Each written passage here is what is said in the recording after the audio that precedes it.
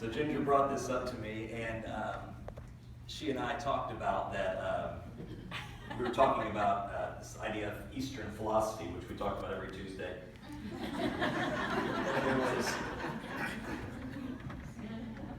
And the idea that in Lao Tzu says, you should be living in the shadows and not in the light. This idea of staying, keeping yourself humble in this position, everything. I like to stay in the shadows. That's where I stay. I came from a very small town, so I grew up in Hannibal, Missouri, and so that's me.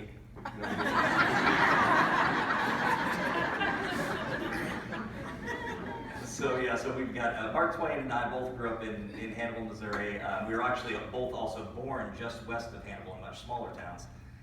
He grew up in Florida, or was born in Florida, Missouri, and I was born in Monroe City, Missouri. So these are towns of only about 1,500 people. So and then moved to the big city of Hannibal. And this is actually just obviously this isn't a real photograph.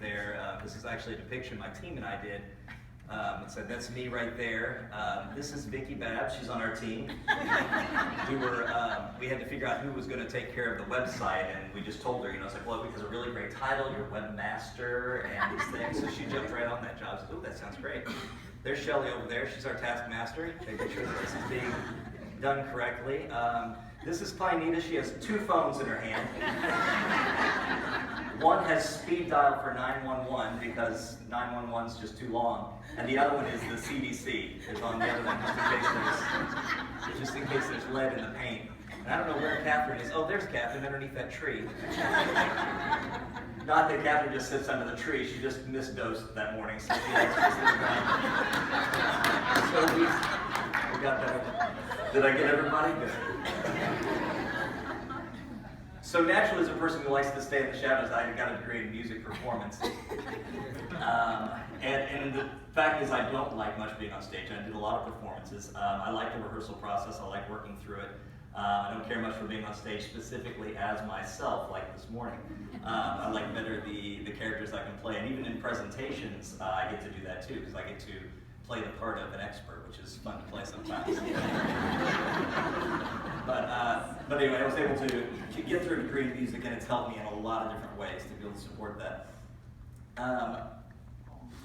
So here's something there. I don't know how that picture slipped in there.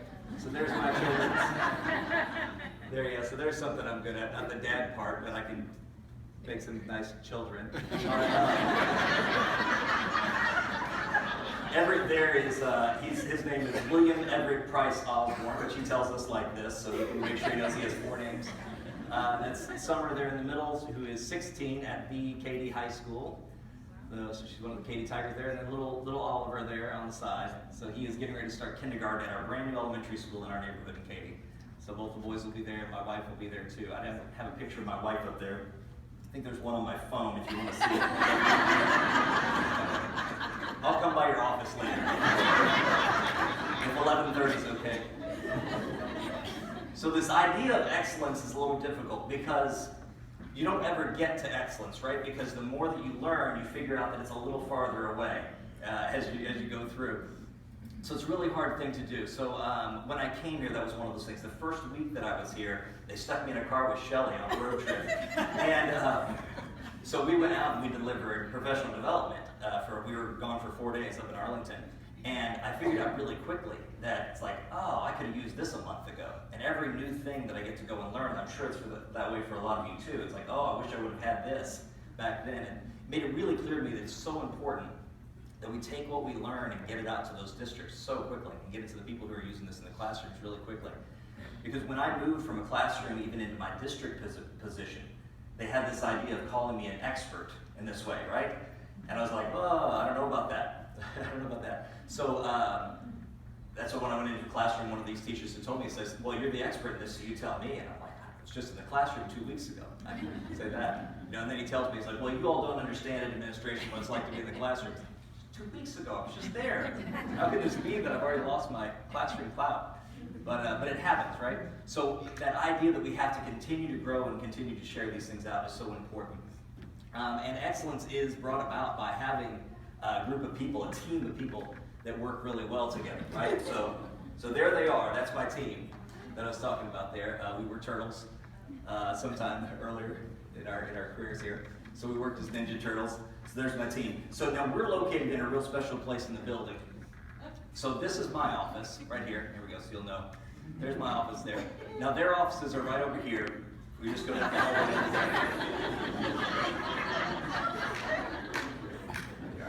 HR has changed over a little bit and stuff, but I know that they handed off the folder to HR and said, when you get to the top of the elevator, there's a door directly in front of you. Don't go through this door. You don't want to see what's over there. Right?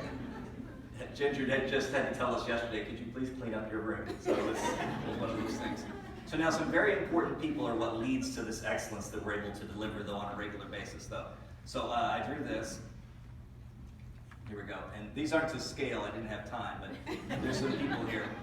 So we've got LaTanya right here, who is a definite heartbeat, and then goes with the flow of the vein all the way through us to make sure that we're doing what we need to be doing. So LaTanya's right there at that desk. Carolyn's over here, who somehow takes care of Linda Hall and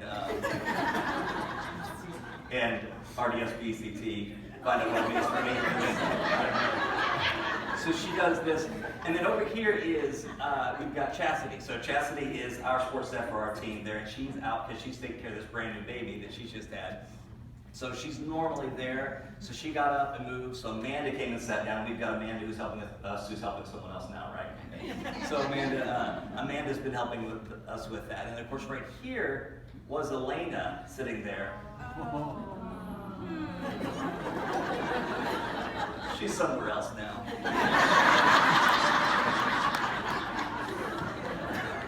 On her first day, I was over here on the administrative side, and I heard Kelly saying to her, she goes, "Does it feel weird?" And I yelled down the hallway, "Yes." So Amanda has moved to this spot over here to take care of some things where we're working on spots, and we had Deborah that was sitting there, maybe somebody else at another time, so we'll see how that works out. And then going around the corner there, you've got Julie's smiling face, and Carmen's over there, and then we've got Becky, and we've got Hazel around the corner, and who knows who else comes around there, but I don't want to name them too much because you all are going to get jealous because we've got good people over there, and we've got the numbers that we need to try and support our craziness that we have going on. So this is what makes things happen for us, and this is what I see out my door, though. So this is the group that I see out my door when I'm working, and who offer me support no matter what it is that I need, which is extremely important. Now, I wanted to show you some of this work that we do because we want to make sure that the goals of this center are ingrained in what we do instead of trying to figure out how to make the goals fit into what we do. We want it to be part of what's going on. So we've been working on this idea of trying to support districts so that they can support schools. And we can see our place up there on the circles as well in there. So one of the things, these are some terms that I pulled from our friends in AGC that work with Universal Design for Learning. The idea of providing access and reducing barriers for people. Right? Because I'm not making people do anything. We know that mandates don't make people do things anyway. It makes them do the minimum, the checklist that they need. We need to actually give them the room and the space to be able to do things that they do. So when we work with district teams specifically, we're building their capacity to be able to do the things that they need to do. They know their place better than we do. So having them be able to be supported by us. So there's a few things that we're doing to be able to help this out. Some of these terms you may be familiar with, I hope, right? Improving student performance, this is one of those things. We work on the data to make good decisions, the systems that are going to actually help staff behavior work in a good way. The systems are designed to help staff behavior so that they can make good decisions about the practices that help with student behavior. So we're helping that idea of student performance happen. The idea is that we have social and academic competencies that come out of that. That's really important for us. So we work with the districts to be able to do that. This idea of providing efficient and fiscal management, effective stewardship there. We have a process we go through with our district teams called resource mapping, where we're working through what are all the programs, all the initiatives, every program, every practice that you bring into the school. Let's look at them all and see who's involved with those. Where's the overlap? Where can we make modifications? We can do this in a better way probably, because like a lot of places, you can see silos that pop up where I take care of this job, I take care of this job, and really there's a lot of overlap that happens. And we can help them with that, because it's not just about the money, the fiscal responsibility there as far as the money, but also the resources, the human resources that are working. We need to make sure that we're not missing pieces there that can be helped in a much bigger way. And the idea of building collaborative relationships. And when we're working with our district teams on doing this, it's not just that matter of we have a good collaborative relationship that's going there. It's a matter of building relationships for themselves through that resource mapping, and also through having district leadership teams that have a broad representation of the whole district and the community wherever we can get that involved. And that's still hard for us sometimes as districts to say, oh, okay, we're going to invite the community into these meetings that we're having, right? And from the point that we're looking at our data. And so helping them be able to do that, to be able to meet what's going on. So when we build into our systems to do this, then we know that we're meeting the goals of Region 4 because it's part of what we do. So when we go out we do that. Some of the things that we have that happen, we already support them in their evaluation systems for TPAS and T-TEST, because we've seen the connection with the teacher standards when we look at classroom management systems that we put in place.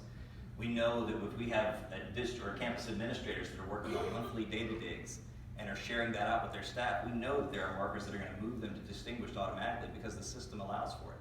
Right? So those things are already in place for them. And that's what we want to see happen for people, that we're bringing them the open access, reducing barriers so that they can do that, so we can see that. So some of the little things that we do that are trying to really help make sure that the center sees some of these pieces. So I think sometimes this idea of problem solving gets a little bit too thick. We see a lot of different pieces, a lot of different moving pieces, and problem solving practices are really important to us, and we've got new trainings we're working on now to help with that. You can recognize the one over there on the right side there, if you went through the training with us that we did with Bob Pike Group.